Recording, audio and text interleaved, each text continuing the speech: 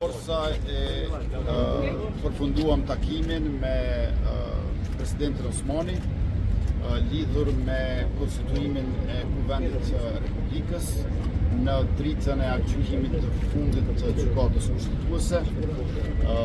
Afatet po rrjedhin në javën e fundit të korrikut.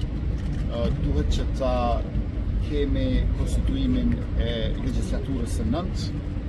Do të bëjmë shmos që në frymën e bashkëpunimit me konsultime të dendura konstruktive dhe gjithashtu me idenë e konsensusit apo kompromisit ta realizojmë këtë gjë në mënyrë që më pastaj të kalojmë tek formimi i qeverisë së re që i përgjigjet Kuvendit të ri të Republikës.